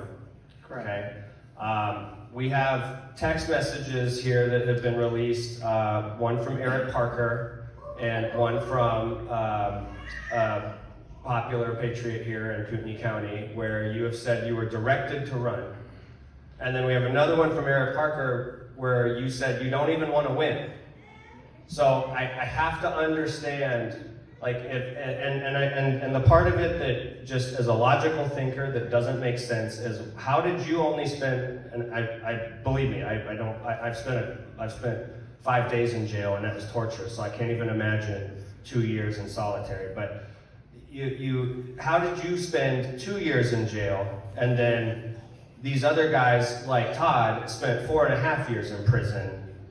Like, if you were in if I was in solitary for a year, I can imagine if someone wanted to come to me and make a deal, I would consider it. So I just want to, again, these are your words, and these are real text messages. I can show everyone if anyone questions their legitimacy. I'll put them up if you like. I mean, if we can verify. Sure. That's my question. So what is the question, I guess? Who is directing you? If you don't want to run, like, it seems like, if you don't want to run, if you don't want to win, you've said, and there's this discrepancy of time spent in prison, it seems, and you said the word directed. Who is directing you to run? Like, what, is there a person or an agency? Like, question mark. Okay, got it. I got your question. Well, it's not Brad Little and his buddies, I'll tell you that. So, when I say I don't want to win, and I think I probably did say that, and of course I was communicating with Eric Parker, the reality is I understand the impact that it's going to have on my family. I've got a young family. I've already spent enough time away from them. And even this campaign. You know, I take my children with me when I can, but I've got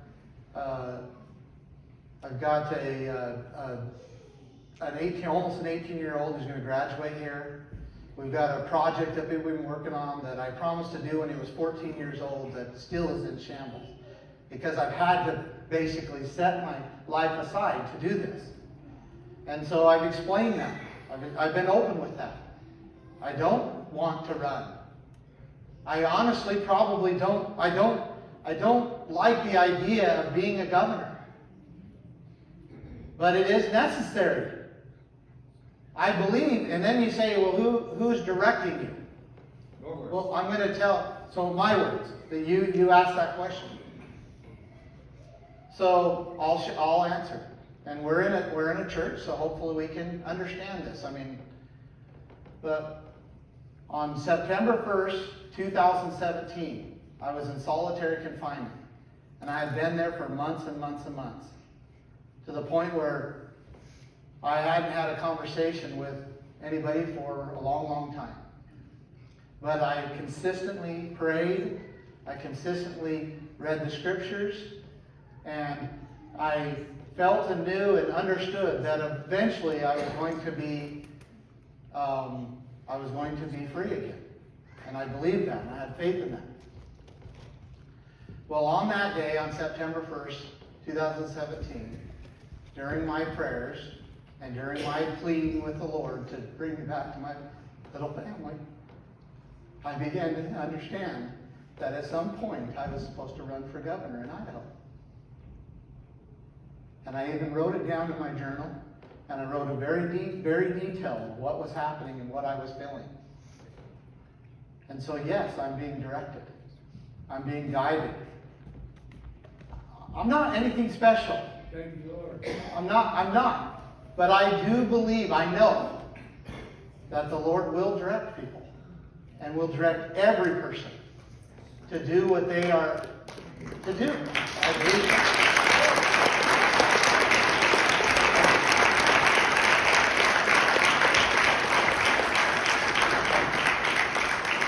All right, right here and then right here. Well, since you're close, you mind if she takes it first? Okay, go ahead. Thank you for coming, thank you for standing, and thank you for enduring and persevering. Because he does say, thank you. We're going to persevere to the end. Yep. It's not going to be a fun little dance that a lot of the churches tell us. With that being said, I've heard another person, I was the one myself who just put all politics aside. I was born in 1960. Now we're in this situation, and I've asked a lot of kids to forgive me, and I'm now encouraging them to learn and vote. I'm in that learning stage. I've had to repent of that too. Yeah, I think a lot of us have. And what we did learn is this didn't happen overnight. They've been at hard work, and they worked on our generation very hard. And here we are. So one of the questions somebody asked me the other day, because I was questioning them, okay, well, what do you see in this other person who's running, and what do you see in Ammon? One of their questions was, well, he can't promise that he's going to eliminate property taxes because that's a legislature thing, and I'm just tired of people promising things with empty promises. Now, I don't understand how that all works, but I thought, well, that's a good question. It's a great question. So, as a governor, you're head of the executive branch, and so this is a good time to explain when a governor gives an executive order, who does that order, who is supposed to obey that order? The executive branch. Does the judicial branch have a duty to obey it? Does the legislative branch have a duty to obey it? Does the people have a duty to obey it? No. If I was the CEO of Walmart and I issued an executive order as the chief executive officer, does Target have to obey it? No. So an executive order goes to the executive branch and not beyond. And it's something that we forgot. They're not kings. It's not an edict. Even if it was, I wouldn't comply. But it's not. And so you're right. Everything that I'm proposing, it has to be worked with the legislature. We have that's the battle. That's what it is. And nothing's going to happen immediately. But it's going to take someone fighting and pushing and getting it done. Now, with that said, most of the usurpations and infringements upon our rights in Idaho and in this country are coming from the executive branches of government. They are, almost all of them. So I could literally become governor, lock my door to any legislature that wants to come in. I won't do this. I don't plan on, I need the legislature, but I could. And just work on minimizing and stripping the powers of the executive branch, which is well within my power to do without the legislature. I could do that for 4 or 8 years and do the people of Idaho a tremendous amount of good. Now, add upon that what good we can do with the legislature working and going in the right direction, with the people behind them pushing them, and us getting some of these things done that are going to keep Idaho, Idaho. They're going to keep Idaho conservative, God-fearing, loving, working, right? So that's the direction. No one should say that. I'm up here saying, look, I'm going to eliminate property tax. How am I going to eliminate it? I'm going to get the legislature to come along. I'm going to get the people to push. That's what we're going to do. We're going to get it done. Right here. I enjoyed the allusion, reference that was made that somehow you're being directed, that you're some sort of plant. I've heard that before. I don't want to vote for the man who wants this job and wants the power. If you've ever seen a need in society and not wanted to fill it, but have done it anyways, to me, that's volunteering in Boy Scouts, that's volunteering in schools or whatever. To me, that's the ultimate definition of charity. And those are the people that we need in government.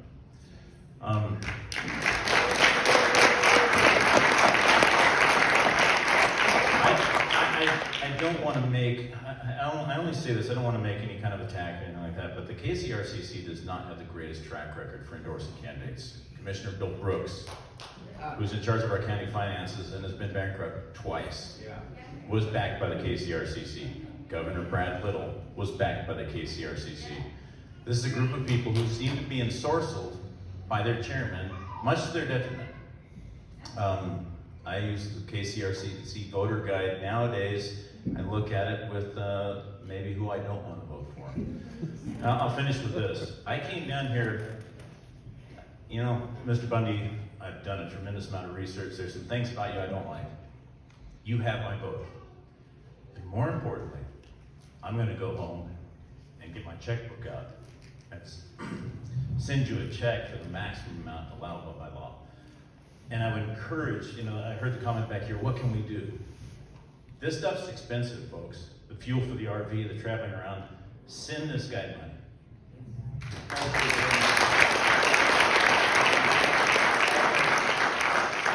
We're the night here, and we probably ought to wrap it up. I don't want to keep you too late. Just a quick question on debates. How can you get that done to where you can get some debates done and really see the candidates side by side? How can you push for that, get it streaming on YouTube or something where we can really see? Because that might cut some road time down and really answer a lot of things right then and there, face to face. So, debates have to be done by someone independent. It can't be one of the candidates doing it. It doesn't work that way, right? And I find it really interesting because some of the organizations that normally would have debate haven't had them. And but then some of them that normally do are wanting to have them and organizing and communicating. I know, because they're communicating with my campaign, they're communicating with Janet's campaign, they're communicating with Ed Humphrey's campaign, they're communicating with others, including Governor Little, and Janice won't debate. And so they're like, well, we don't want to have just a debate with you and Ed. So they're holding off, hoping that will change a little bit. The Little debate? What's that? The Little debate? I don't think he's agreed, but he hasn't even announced. He hasn't agreed either. So again, it is kind of like, hey, let's get it out in the open, right? Let's shine some light on it. Let's let the people of Idaho make a decision. All right. What's the deadline to announce your candidacy? Well, I've already announced, but he has to file before March 11th, if I'm correct on this. I'm pretty sure. Is that it? I know his campaign director. He's running. Yeah, there's no doubt. He's posturing. He's already receiving money. He's the incumbent. He doesn't really have to announce. Make no mistake about that. So actually, are you all right if he, and then you've been waiting patiently. Oh, he yielded to you. What a gentleman. Thank you. I hate public speaking. So in 2018, when Governor Little was installed, and I say that for a purpose, as governor, within 5 days of the voting day, there was an increase in voter registration of 71,000. Less than 30 days later, after he was installed, there was a decrease of 50,000 in voter registration, which is super odd. And then another odd piece is the Secretary of State always puts up voter registration historical values for the entire year. But in 2020, when all of us saw everything go down, July to September is missing on the Secretary of State's website. and so was December 2020. They're just completely gone. Every other month, every other year since 2014 is on there. So I'm asking, what are you gonna do to help Idaho restore election integrity in our state? Because that's one of the biggest reasons we're turning purple and will eventually turn blue, is because the numbers don't make sense. Very good, I want your numbers. And I have every single one of them. I look it up. I have actually all of the websites to the Secretary of State and exactly where I pulled every number. Good. Thank you for doing that, carrying that. So, I just got off the phone with my attorney. We have a really good relationship now, you know. And one of the things that I've been working on was, and you might not know because you guys are clear up here, but there was some election integrity issues with one of the Meridian city chairmen, where the ballot was printed wrong, and it cost him the election. And it was admitted that it was printed wrong. And the law of Idaho, it's a statute of how they're supposed to print it, and it was printed wrong. And he lost. Well, so, you know, one of the first thing I did for a couple of weeks, I mean, I'm not paying attention to the Meridian chairman elections, so I don't know about it. And then I hear these grumblings about like what's going on and how he lost, but he shouldn't have, and how the ballot, and I'm like, you know, so I asked one of my campaign staff to get information. So they go and they get all the information that went on. And sure enough, it was complete violation of the state law, and nobody's doing anything about it. The Secretary of State, the Ada County Clerk, who his office is the one that made the mistake, they all admitted that the mistake was there, but they said, well, we hoped it wouldn't have been an issue because we hoped it would have been a landslide. But he lost by 51 votes. So anyway, I mean, who am I?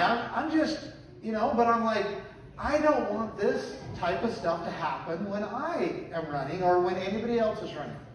So I charged up my attorneys, and it took us a long time because we're talking about November, right? To get things going. They're really busy. I'm really busy.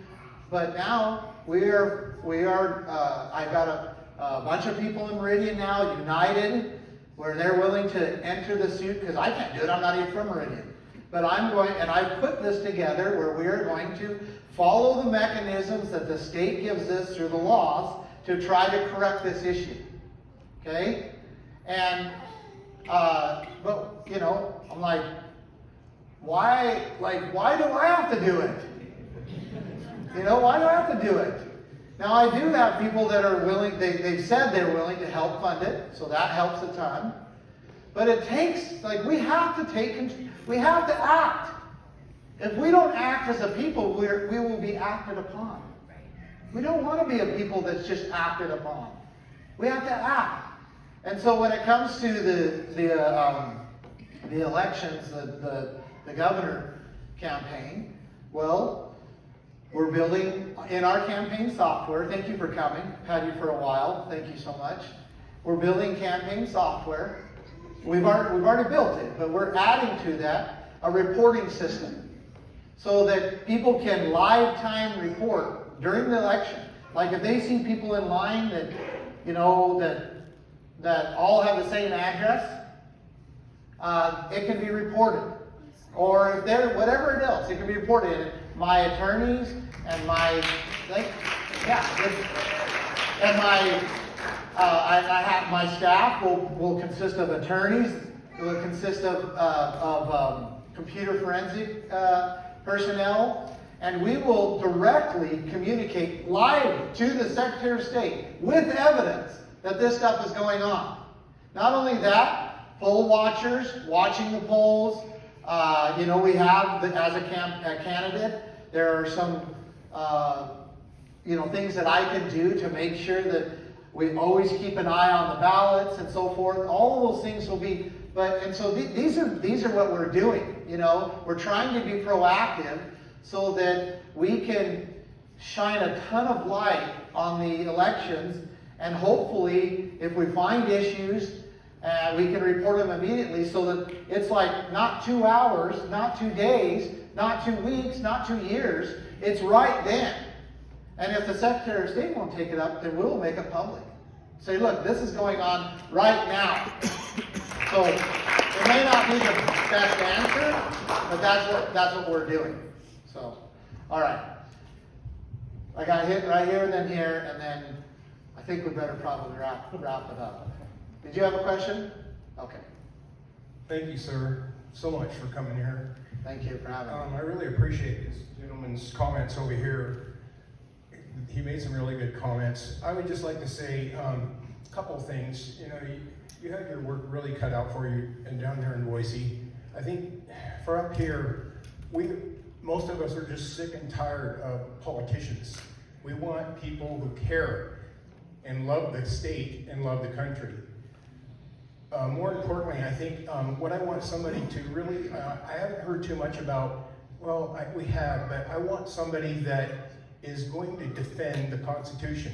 If you go on, most of our Republican representatives don't even vote according to the Constitution. Some of them, even our House leader, they don't vote according to the Constitution. Lindsey Graham, for one. He's 47% votes toward the Constitution. That's sad. So my question is, should you win, what are the top 3 things you would do first in office for Idaho? Good question. Thank you. Number 1, I plan on using some executive authority to issue an executive order that declares life in Idaho begins at conception. Now,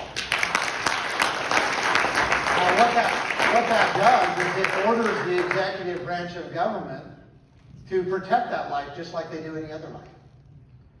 So that's number 1. I do plan on replacing our current property tax because I don't believe the state should own our properties. Amen. And I believe that property is such a crucial thing to protect, not just in Idaho, but around the world. And it is one that is being attacked. So I plan on replacing property tax with a transfer or what we call a consumption tax, so that we can own our homes and still pay for the legitimate purposes of government. I also, and I wish I had more time to explain this, but I intend on fighting the battle to return our Idaho lands and resources back to the people of Idaho and out of the federal government's hands.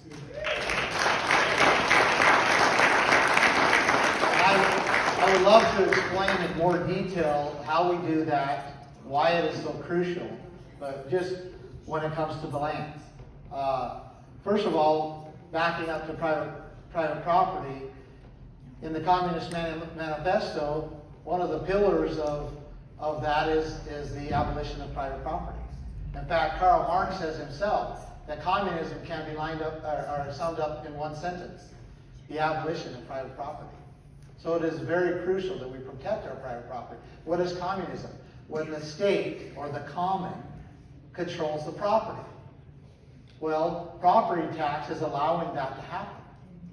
So, and then when it comes to getting back our lands, I got you. So, when it comes to getting back our lands, I don't have time to go into a ton of detail. We don't have. I would love to, and I've done in other town halls. I've gone into great detail. But what it is causing by the federal government controlling 63% of our lands is it's causing our affordable housing crisis, okay?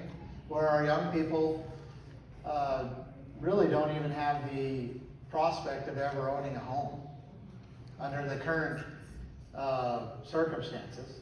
So that's a problem. It's also causing us to build on what?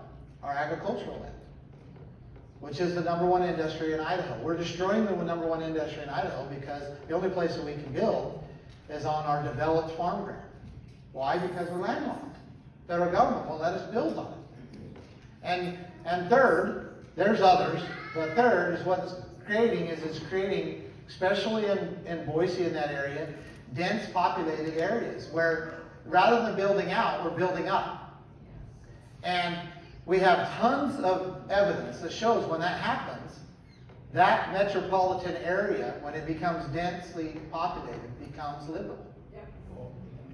And then they begin to control the rest of the state with their politics because they're so densely populated they can do that. And you end up being Oregon with Portland, Seattle with Washington, Las Vegas with Nevada, Denver with Colorado.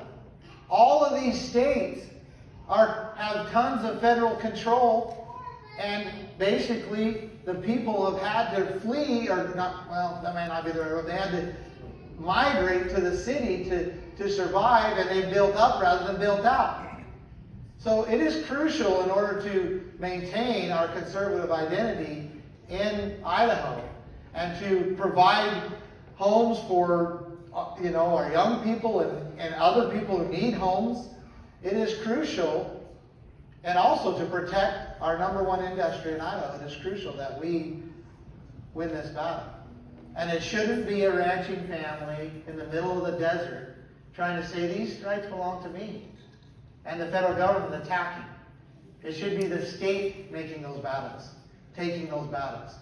And that's why I believe it can be accomplished. Because if the state will say, look, it's unconstitutional, it's ours in the first place, and we need it. And we have that battle, and we fight that battle, it can be won. So, those are the top 3. All right,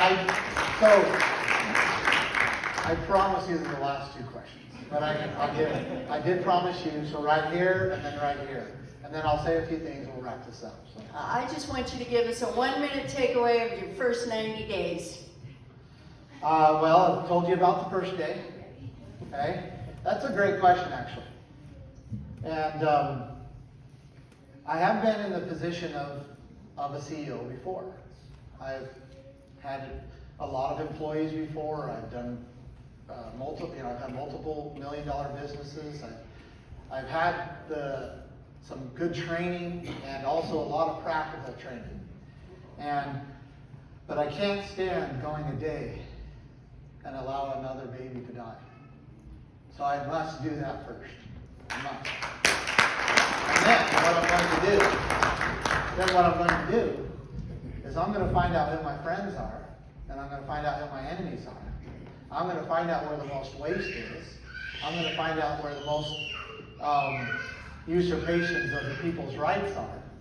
And I'm going to do an inventory of basically the executive branch from top to bottom. And you might go, well, what's he doing? He hasn't done much, and it might take me 6 months to do that. And then I'm going to go to work. Meanwhile, I'll be communicating with legislatures.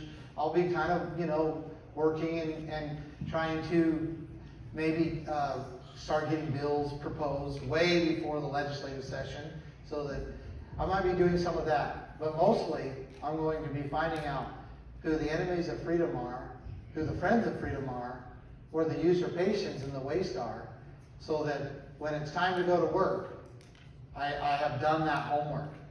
And so that's what the first 90 days looks like. Right here. Well, I just wanted to thank you for coming out tonight, and I really appreciate your views on, life starting at conception. And I just wanted to know, are you going to protect our children from this vaccine? Because it's really coming out what it really is. Yeah. I will assist the parents in protecting their children, yes. So, thank you.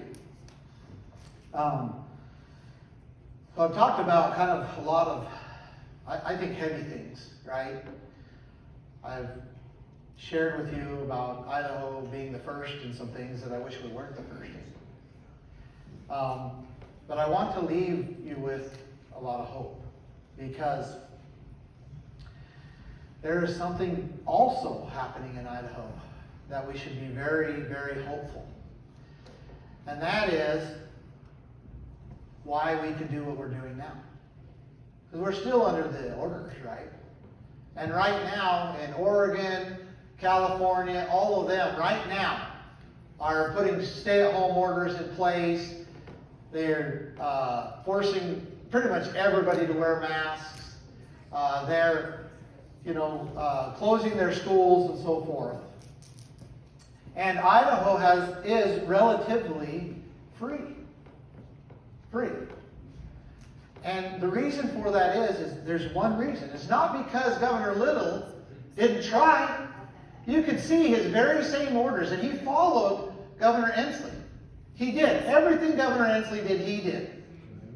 And I again recommend you to go to my virtual town hall that I did on Tuesday, because I go into a lot of detail, where Governor Little even suspended parental rights. And the conditions that the state has in place when they're housing children. Okay? And I connect those things together. So he tried.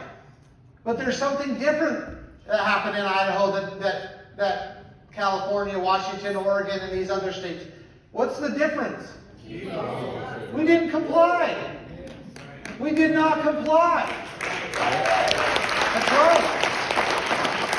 And so we are way more free because we did not comply. And it's very important that we recognize our rights, that we claim them, and that we exercise and use them, and that we defend them. Because that's how rights are maintained, by claiming, using, and defending. And so that's how we stay free. And that's why I have a lot of hope. That's why I am running. I see a political, I've explained to you how I felt I was directed. And the political climate in Idaho is just perfect. It's just perfect. 2 years ago, I probably wouldn't have been elected. Probably wouldn't have been electable. Right? Probably the better term. And hopefully, in 10 years, I'm not electable. Hopefully. But right now, the climate is right because the people are right. And that gives me a lot of hope. Because remember why I moved to Idaho?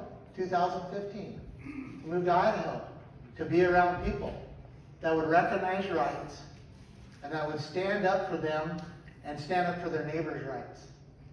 And that gives me a lot of hope, and I'm grateful for your time, grateful for your participation. I think we've been able to really talk and feel comfortable with each other here. And I'm grateful for just the great blessings of living in this country and living in this great state. And I hope that together we can stand strong enough and preserve liberty. So thank you for your time.